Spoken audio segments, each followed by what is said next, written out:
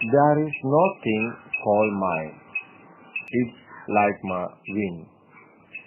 Is there a beginning or end to the wind? Can we impose an end or boundary? No, we cannot limit or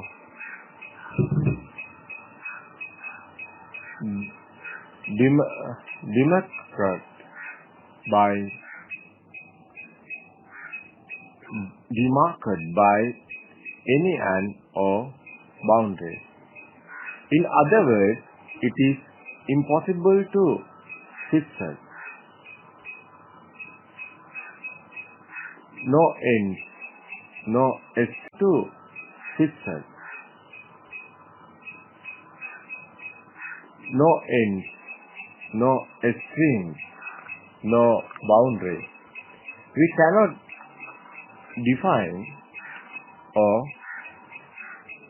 fix it.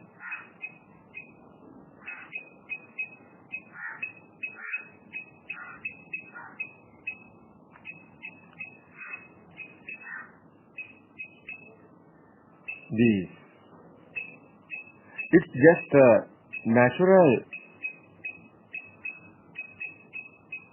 phenomenon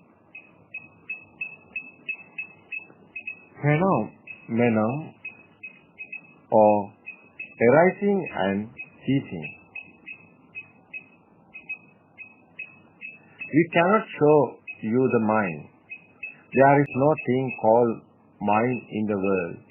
However, when you are able to grasp this, it is like cognizing the nature. Like wind. Where does the wind exist? Can you show the wind? We have shown many similar, which have no exchange or in friction. Consider a river. We cannot show your river. If you touch, it's water only. River is a flood, a flow. Wind is plus its flow. Rain is plus a flow of water drops due to speed. These appear as things. We cannot make any fiction to any of these.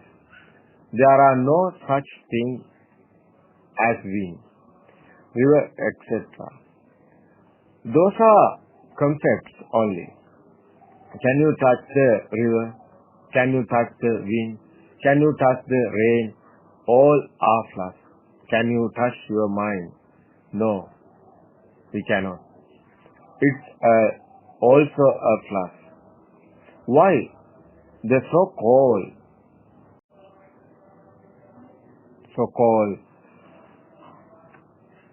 Chittaviti is introduced. It is just to show the nature of flux of the mind. Even though we use so many words to describe the flux, at the end you will understand there is no thing, only a Mahasunyata.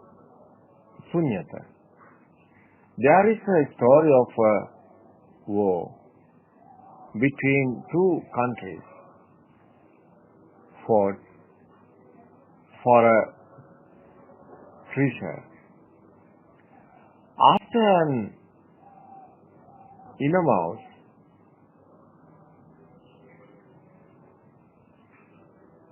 destruction to both parties, one country won the treasure choices, treasure box put at the end. When open it, there was nothing. They just forget for an empty box under delusion. At last, it was a war only, nothing else. Similarly, we may put tremendous effect for Nibbana as well. But at the end, one will recognize there is no thing, all Maha Sunyata only, the cognizing emptiness only. Ultimately, a recognition only. This is the truth. What we have been doing so far is to explain how the system works, how mental formation come into seeming existence. In many of our initial talks, for example, Arya Desana, Parama Satya, Satya Mahasinganade, etc. What we tried was to explain about the non-existent mind, or to explain that there is no thing as mind.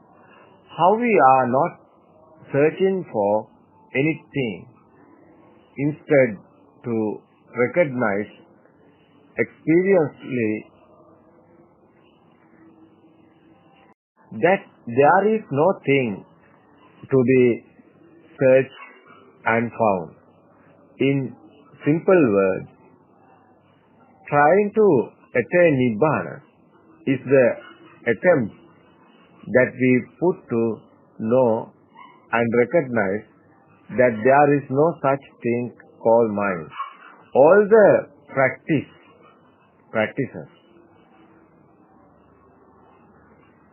kamatan, etc. are recommended only for this. You may surprise when you hear this, but this is the truth. Having divided into practice in stage such as Soan, Sakadagami, Anagami, directions are given only to reach this cognition at the end by oneself. Understanding the Buddha philosophy means recognizing the non-existent mind, the sunyata. In order to reach the goal, Lord Buddha initially showed the two extreme positions, the external and the internal. Then he went on to show that external is not real. There is no so-called object as we perceive to be its only thoughts or think about externals. Having this insight, one can be free from the illusion of external objects. This is the Soan Phala. Next, he explained there is no such thing called internal mind also. It's not real. Here the mind means the aramuna itself. There are no things in the mind, and most importantly, there is no such thing called aramuna. It's transist arising and ceasing thought formations having this insight. One can be free from the influence of transist thought also. That is the freedom from non-existent thought formation. Ultimately, it is realized there are neither aramunu, nothing, only knowing, emptiness, sunyata. Here we will have direct knowledge or insight of arising and ceasing thought, creating nothing. This is insight comes to Udayabha Jnana. The thought is also called the Vijnana. Vijnana is Anitya, that is transist. Seeing this Anitya of Nirvana is Prajna. Nirvana is Prajna. That is seeing the non-existent mind is Prajna. If we explain too much, you will not understand. If we tell this directly, perhaps you may understand this straight. However, almost all the time we have a sense of, we have a mind. We are hearing, we are seeing, we are thinking, we are feeling, etc., etc. This is the sense of false nations, or the mistaken way of the world. That we should get rid of, that can be done only through wisdom, knowing the reality behind. Through all sensory input, we are naturally deceived, giving us a false sense of existing object outside. Having this false sense follow, it has become a sort of living truth. Ordinary people naturally believe independently exciting objects, the world including themselves. It is the living truth for them. That is why they are consumed by dukkha. The suffering or happiness in reality, there are no such exciting objects or world independently. The wrong nation or belief of independently exciting objects or world is the cause for dukkha. If you see non-exciting things,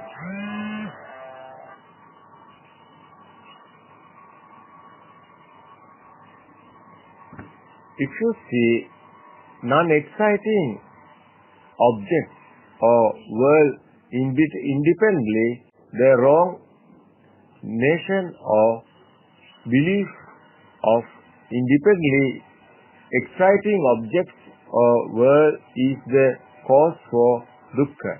If you see non-exciting things as non-excitant, how can there be dukkha? This is the reality.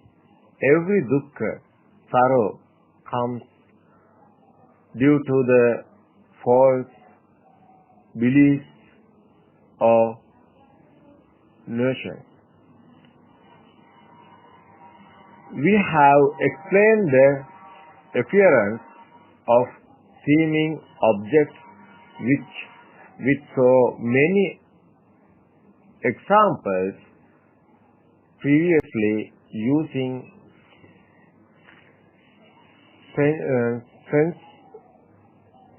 scientific examples, question, equatum, principles, etc. Reality is emptiness, sunyata. The seeming existence or the appearance of the universe is through the field of emptiness. This is the fullness of all inclusiveness.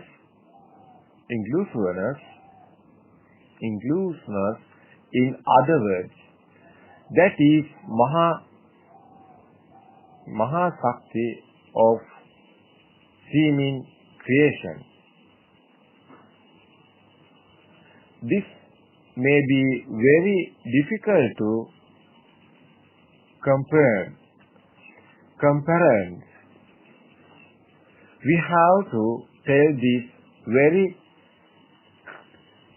very carefully. Each has certain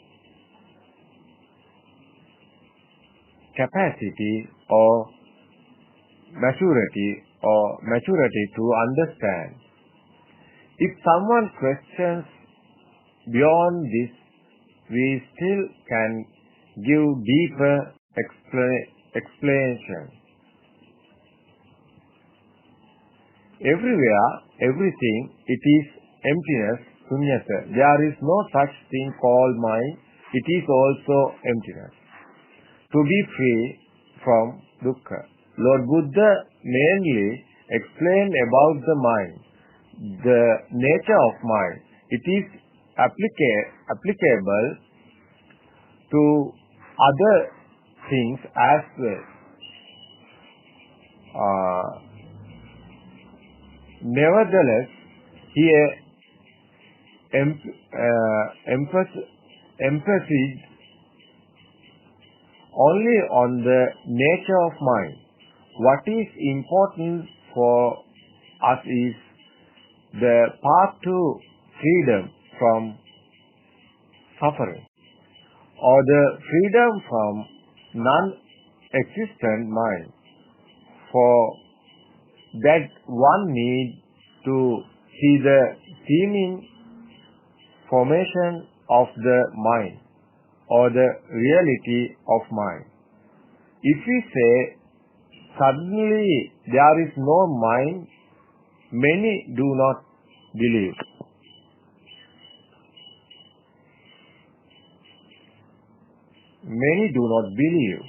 In that case, we need to show the truth behind by